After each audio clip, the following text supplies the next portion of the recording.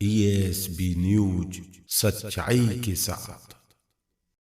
जनवरी 1433 ईस्वी को पिता संतोष दास माता कलसी देवी की पवित्र कोख से काशी की पवित्र भूमि पर जन्मे महान संत महर्षि रविदास जी भारत के उन विशेष महापुरुषों में से एक हैं जिन्होंने अपने आध्यात्मिक वचनों से सारे संसार को एकता और भाईचारे से जोड़ा। रविवार के दिन जन्म होने के कारण इनका नाम रविदास हुआ। संत रविदास जी की अनुपम महिमा को देखकर कई राजा और रानियां इनकी शरण में आकर भक्ति मार्ग से जुड़े। जीवन भर समाज में फैली कुरीतियों एवं जात पात के अंत के लिए उन्होंने काम किया। महान हिंदू संत रविदास जी के बारे में जानते हैं। आइए उनके इतिहास पर नजर डालते हैं। वर्तमान में देश की स्थिति नाजुक होती जा रही थी। आज जो दलितों को हिंदू समाज से तोड़ रहे हैं वो बड़े भयंकर पाप के भागीदार हो रहे हैं। उनको महान हिंदू संत रविदास का इतिहास ठीक से पढ़कर दलित समाज को उनका मूल धर्म हिंदू धर्म से दूर नहीं करना चाहिए।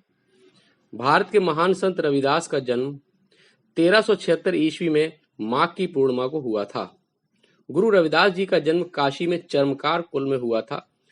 उनके पिता का नाम संतोख दास और माता का नाम कलसा देवी था। जिस दिन उनका जन्म हुआ उस दिन रविवार था। भारत की विभिन्न प्रांतीयों भाषाओं में उन्हें रोहिदास, रैदास व रहदास आदि नाम से भी जाना जाता है। रैदास ने साधु संतों की संगति पर्याप्त व्यवहारिक ज्ञान प्राप्त किया था। जूते बनाने का काम उनका पैतृक व्यवसाय था और उन्होंने इसे सहर्ष अपनाया। वे अपना काम पूरी लगन तथा परिश्रम से करते थे और समय से काम को पूरा करने पर बहुत ध्यान देते थे। उनकी समयानुकूल प्रवृत्ति तथा मधुर व्यवहार के कारण उनके संपर्क में आने वाले लोग भी बहुत प्रसन्न रहते थे। प्रारंभ से ही रविदास जी बहुत परोपकारी तथा दयालु थे और दूसरों की सहायता करना उनका स्वभाव बन गया था। साधु संतों की सहायता करने में उनको विशेष आनंद मिलता था। वे उन्हें प्रायः मूल लिए बिना जूते भेंट कर दिया करते थे।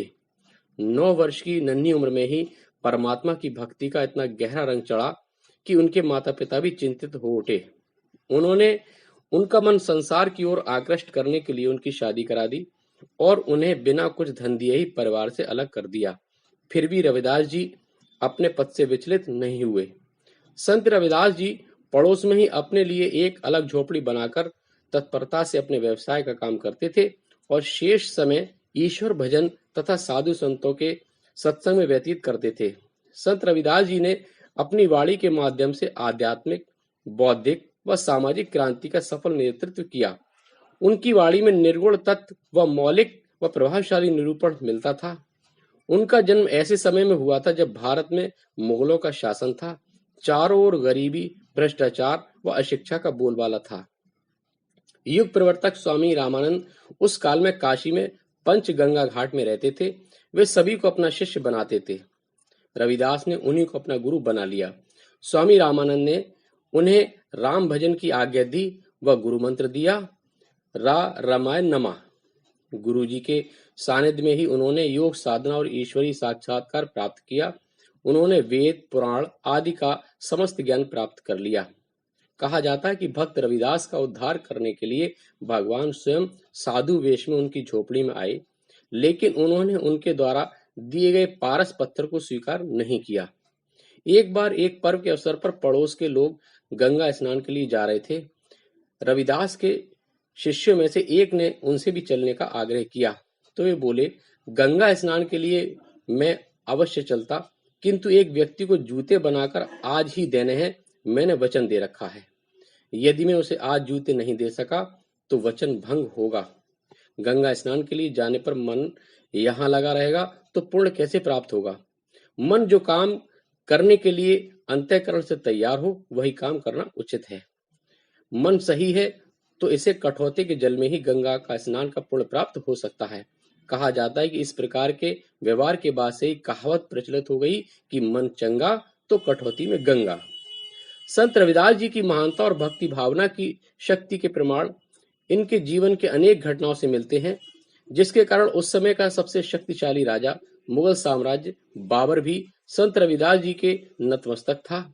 और जब वह संत रविदास जी से मिलता है तो संत रविदास जी की बाबर को दंडित कर देते हैं, जिसके कारण बाबर का हृदय परिवर्तन हो जाता है और फिर सामाजिक कार्यों में लग जाता था। उस समय मुस्लिम शासकों द्वारा प्रयास किया जाता था कि येन केन प्रकारेण हिंदुओं को मुस्लिम बनाया जाए। संत रविदास की ख्याति लगातार बढ़ रही थी। उनके लाखों भक्त थे, जिनमें हर जात के लोग शामिल थे। ये देखते हुए उस समय का परिद्ध मुस्लिम साधना पीर उनको मुसलमान बनाने आया था। उसका सोचना था कि संत रैदास को मुस्लिम बनाने से उनके लाखों भक्त भी मुस्लिम हो जाएंगे। ऐसा सोचकर उन पर अनेक प्रकार के दबाव बनाए जाते थे, किंतु संत रविदास की श्रद्धा और निष्ठा हिंदू धर्म के प्रति अटूट रहती है। सदना पीर ने शास्त्रार्थ करके हिंदू धर्म की निंदा की और मुसलमान धर्म की प्रशंसा की। संत रविदास ने उनकी बातों को ध्यान से सुना और फिर उत्तर दिया कि उन्होंने इस्लाम धर्म के दोष बताते हुए कहा कि वेद धर्म है पूर्ण धर्मा, वेद अतिरिक्त और सब भरमा। वेद वाक्य उत्तम धर्म, निर्मल वाक्य ज्ञान, यह सच्चा मत छोड़कर मैं क्यों पढ़ूं कुरान। स्तुति शास्त्र स्मृति गई, प्राण जाए पर धर्म न जाई। आगे कहते हैं कि मुझे कुरानी बहिश्त की हूरें नहीं चाहिए, क्योंकि वे व्यर्थ और बकवास हैं। कुरान बहिश्त न चाहिए मुझको हूर हजार, वेद धर्म त्यागू नहीं जो गल चले कटार। वेद धर्म पूर्ण धर्मा, कर कल्याण मिटावे भरमा। सत्य सनातन वेद है, ज्ञान धर्म मर्यादा, और जो ना जाने वेद को वृथा करे बकवादा। संत रविदास के तर्कों के आगे सदना पीर टिक न सका। सदना पीर आया तो था संत रविदास को मुसलमान बनाने के लिए, लेकिन वह स्वयं हिंदू बन बैठा। रामदास नाम से इनका शिष्य बन गया, यानी स्वयं इस्लाम छोड़ दिया। दिल्ली में उस समय सिकंदर लोदी का शासन था। उसने रविदास के विषय में काफी सुन रखा था। सिकंदर लोदी ने संत रविदास को मुसलमान बनाने के लिए दिल्ली बुलाया और उन्हें मुसलमान बनने के लिए बहुत सारे प्रलोभन दिए। संत रविदास ने काफी निर्भीक शब्दों में निंदा की। सुल्तान सिकंदर लोदी को जवाब देते हुए रविदास जी ने वैदिक हिंदू धर्म को पवित्र गंगा के समान कहते हुए इस्लाम की तुलना तालाब से की है। मैं नहीं दब्बू बाल गंवारा, गंग त्याग गहूं ताल किनारा। प्राण तजू पर धर्म न देऊं, तुम्हें शाह सत्य कह देऊं। चोटी शिका कबूं तहीं त्यागूं, वस्त्र समेत देह भल त्यागूं। कंठ कृपाण का करो प्रहारा, चाहे डुबो सिंह मंझारा। संत रविदास की बातों से चिढ़कर सिकंदर लोदी संत रविदास को जेल में डाल दिया। सिकंदर लोदी ने कहा कि यदि वो मुसलमान नहीं बनेंगे तो उन्हें कठोर दंड दिया जाएगा। जेल में भगवान श्री कृष्ण ने उन्हें दर्शन दिए और कहा कि धर्मनिष्ठ सेवक ही आपकी रक्षा करेंगे। अगले दिन जब सुल्तान सिकंदर नमाज पढ़ने गया तो सामने रविदास को खड़ा पाया। उसे चारों दिशाओं में संत रविदास के ही दर्शन हुए। यह चमत्कार देखकर सिकंदर लोदी घबरा गया। लोदी ने तत्काल संत रविदास को रिहा कर दिया और माफी मांग ली। संत रविदास के जीवन में ऐसी बहुत सारी चमत्कारिक घटनाएं घटी। भारतीय संतों ने सदा अहिंसा वृत्ति का ही पोषण किया है। संत रविदास जाति से चरमकार थे, लेकिन उन्होंने कभी भी जन्मजात के कारण अपने आप को हीन नहीं माना। उन्होंने परमार्थ साधना के लिए सत्संग का महत्व भी स्वीकारा है। वे सत्संग की महिमा का वर्णन करते हुए कहते हैं कि उनके आगमन से घर पवित्र हो जाता है।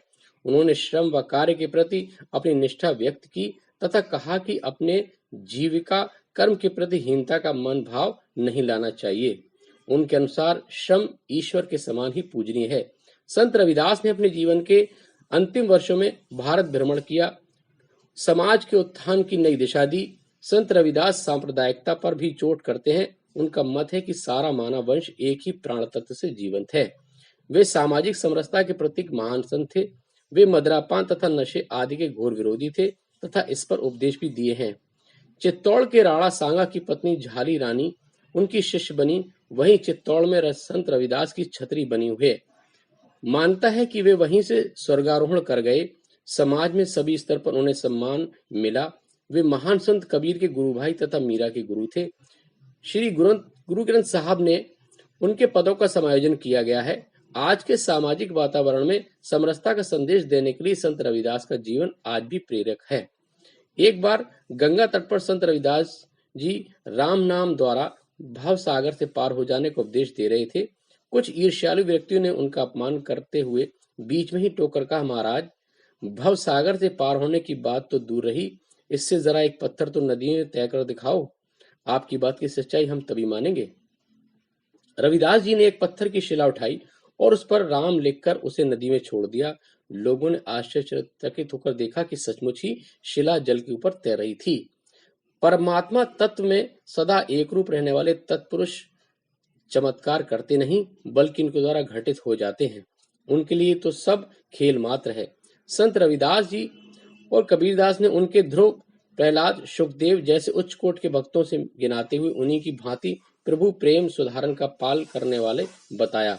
आज भी ऐसे महापुरुष इस धन्य धरा में है, धन भागी हैं वे लोग जो उनके सत्संग सानिध्य का लाभ लेते हैं।